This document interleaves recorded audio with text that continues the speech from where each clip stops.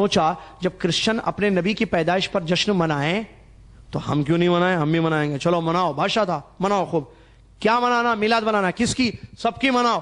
کیونکہ وہ رافضی تھا, شیعہ جس کو کہتے ہیں, رافضی اپنے آپ کو کہتے تھے, وہ آل بیت. ان کے بارے میں بلکہ اور بتا دوں, اس نے کیا کیا, 5 میلاد سٹارٹ کی. کہا کہ میلاد النبی, میلاد علی, میلاد فاطمہ, میلاد حسن, میلاد حسین. خوب جشن سے ناچ گانا اور پکانا, فلاں اختلاط مرد و زن کا خوب جشن. اور یہ وہی لوگ ہیں جو یہاں مکہ آئے تھے اپنے دور میں اور آ کر حاجیوں کا قتل کیا تھا ان لوگوں نے. سنیوں کے دشمن, بلکہ مسلمانوں کے دشمن. میں آگے بتاؤں گا. ایک دروازے سے آئی, آل بیت کے ڈور سے جو ہے مسلمانوں میں داخل ہوئی ہے. دعویٰ کیا کہ ہم آل بیت میں سے ہیں, یہ عبیدیوں نے. ٹھیک ہے, حاجیوں کا قتل کیا ان لوگوں نے اور حجر اسود کو چرا کر مصر لے گئے. حجر اسود آپ نے دیکھا ہے؟ دیکھا ہے؟ قریب سے دیکھا یا دور سے؟ غور کیا؟ پیسز ہیں, ٹکڑوں کو جوڑا ہوا ہے, یہ ملے ہوئے ٹکڑے تھے. پورا پتھر تھا حجر اسود, یہ لوگ چرا کر لے گئے, توڑ کر لے گئے اس کو. تو ٹکڑے ملے تو اس کو لگایا گیا یہ ٹکڑے صحیح ہیں, لیکن پورا پتھر تھا پہلے. یہ وہ لوگ ہیں جنہوں نے جشن میلاد کو شروع کیا دنیا میں, فرسٹ مرتبہ, پہلی مرتبہ. بڑے دھوم دراز سے منایا جاتا تھا. ٹھیک ہے, چلیے ان کے نسب کے بارے میں. ان کا جو دعویٰ تھا کہ ہم, یہ کون لوگ ہیں جنہوں نے اس بدعت کو دنیا میں شروع کیا؟ عبیدی لوگ ہیں. تو عبیدیوں کا دعویٰ تھا کہ ہمارا نسب ملتا ہے رسول اللہ صلی اللہ علیہ وسلم سے, ہم آل بیت میں سے ہیں.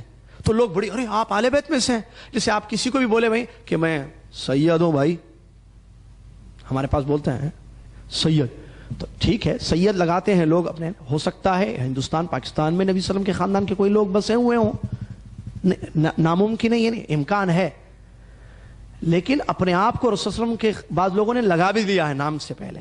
ہم سید ہیں, معلوم ہے سید, ارے ہاں ماشاءاللہ سید ہے. ارے بھائی آپ کے گھر میں بیٹی نہیں کر سکتے ہم, یہ عجیب مسئلے ہیں ہمارے پاس. ایسا مجھے یاد ہے ہمارے پڑوس میں ایک سید صاحب رہتے تھے, ان کے گھر میں رشتہ آیا تو انہوں نے, جب لڑکے والوں کو معلوم ہوا کہ یہ سید ہیں, بولے نہیں سید کی بیٹی نہیں کر سکتے ہم, بھائی جھاڑو دے گی گھر میں, برتن مانجے گا. نہیں, رسول اللہ علیہ وسلم کے خاندان کے لوگ کیسے کام کریں گے؟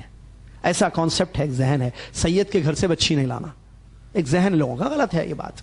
فاطمہ رضی اللہ تعالیٰ عنہ رسول اللہ علیہ وسلم کی بیٹی صاحبزادی کام نہیں کرتی تھی گھر میں, وہ واقعات آپ کو معلوم ہے جنہوں نے خادمہ طلب کیا تھا نبی صلی اللہ علیہ وسلم. چلیے, تو ان لوگوں نے دعویٰ کیا جنہوں نے اس بدعت کو دنیا میں عروج دیا, شروع کیا, سٹارٹ کیا, عبیدیوں نے 7ویں ہجری میں. ان کا دعویٰ تھا کہ ہمارا نسب رسول اللہ علیہ وسلم سے ملتا ہے.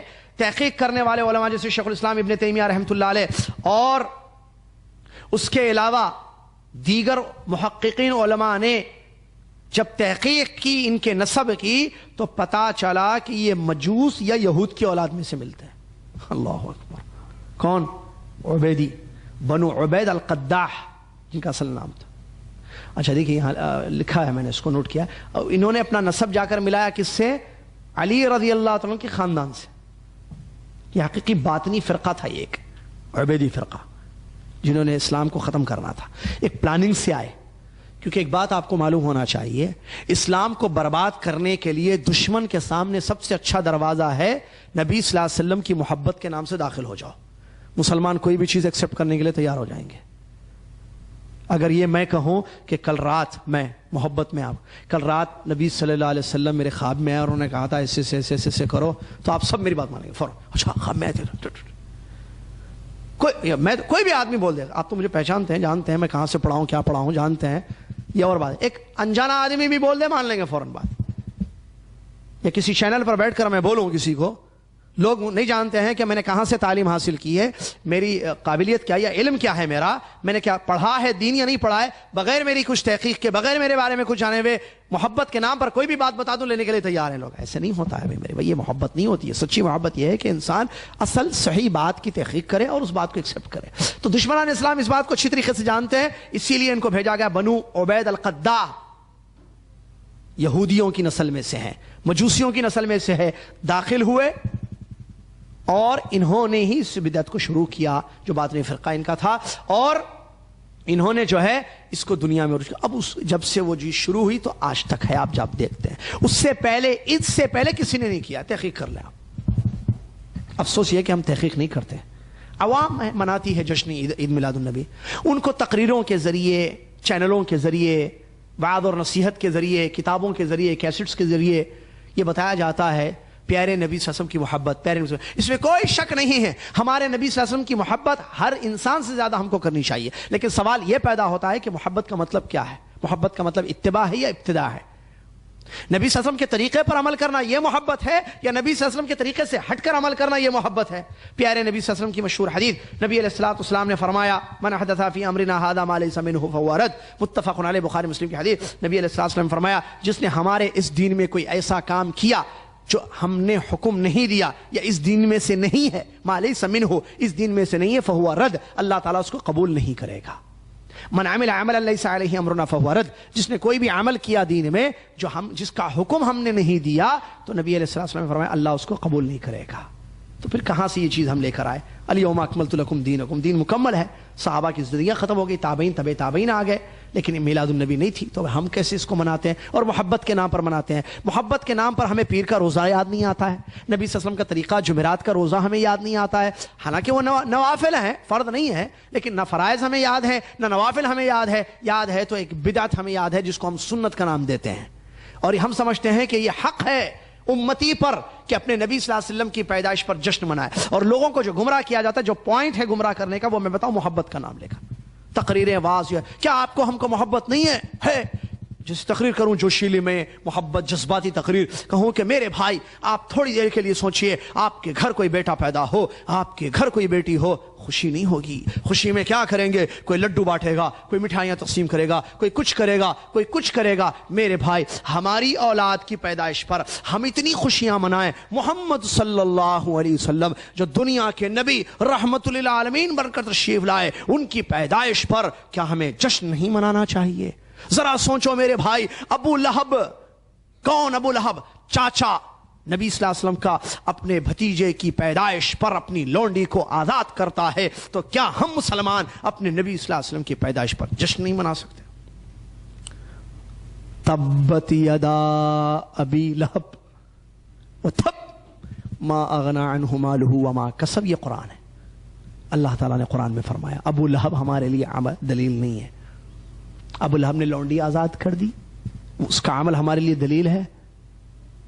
نہیں. ابو لہب کافر تھا، جہنمی ہے. قرآن کی آیت ہے سیصلا، آپ ہم پڑھتے ہیں نمازوں میں، سیصلا نارن ذات لہب، دہکتی ہوئی آگ میں جانے والا ہے. وہ اللہ نے قرآن میں فرمایا، اس کا عمل ہمارے لیے دلیل بن گیا.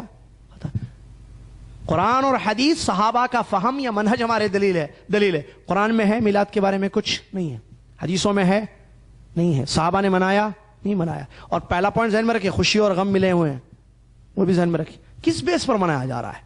جب ایک چیز بدعت، اور ابلیس کو یہ چیز پسند ہے. سفیان ثوری رحمۃ اللہ نے جو اچھی بڑی بات بیان فرمائی کہ جو ہے ابلیس جو شیطانوں کا سردار ہے، اس کو گناہ سے زیادہ بدعت پسند ہے. کیوں؟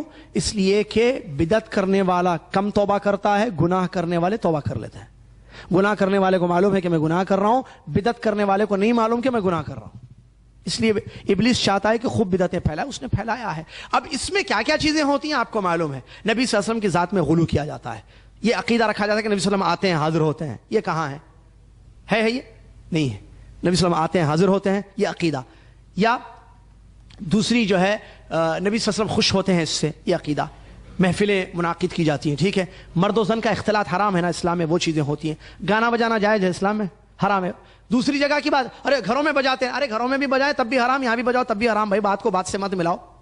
بات ہو رہی ہے میلاد النبی میں، آپ جو ایک عبادت کے طور پر کرتے ہیں، ایک دین کا نام اس کو دیا جاتا ہے. دین نہیں ہے یہ میں بتانا چاہ رہا ہوں. کیونکہ دین وہ ہے جو اللہ تعالیٰ نے اتارا، محمد صلی اللہ علیہ وسلم نے پہنچایا، صحابہ نے سمجھ کر عمل کیا، بات ختم. امام مالک رحمۃ اللہ نے فرمایا جو دین مدینہ میں دین نہیں تھا محمد صلی اللہ علیہ وسلم کے دور میں، قیامت تک وہ چیز دین نہیں ہو سکتی. کہاں سے آ گئی یہ چیز؟ پھر اب ظاہر بات ہے غلط چیز ہوگی تو اس کا نتیجہ بھی غلط ہوگا.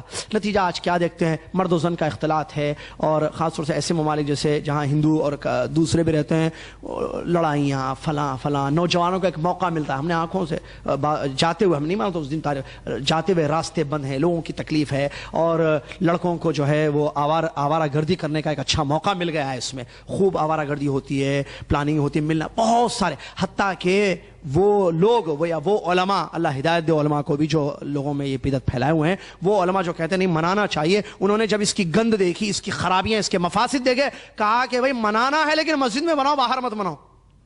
وہ علماء بھی مجبور ہو گئے کیا ہے یہ کر رہے ہیں لوگ آج. تو اس میں کوئی شک نہیں ہے یہ بنو عبید کی ایجاد کردہ بدعت ہے، اسلام سے اس کا کوئی تعلق ہے نہیں ہے، اسلام سے کوئی اس کا تعلق 700 صدی ہجری کے بعد ایجاد ہوئی چیز ہے. تو اس چیز کو ہم ایک دین کا نام دے کر اس پر جشن منائیں اور خوشیاں منائیں یا مخصوص عبادتیں کریں جو حدیثوں میں نہیں ہے، اس سے اپنے آپ کو بچانا چاہیے. اللہ تعالیٰ مجھے اور آپ کو، دنیا کے تمام مسلمانوں کو اس بات کی توفیق عطا فرمائے کہ ہم حقیقی اسلام کو پہچانیں، نبی علیہ السلام کے صحیح طریقے کو جانیں اور اس کے مطابق زندگی گزاریں، اور جو چیزیں دین میں ایڈ کی گئی ہیں، ملا دی گئی ہیں، ان کو پہچان کر اس سے اجتناب کرنے کی اور اس سے دور رہنے کی ہم سب کو اللہ تبارک و تعالیٰ توفیق عطا فرمائے. آمین. وآخر دعوانا الحمدللہ رب العالمین. والسلام علیکم ورحمۃ اللہ وبرکاتہ.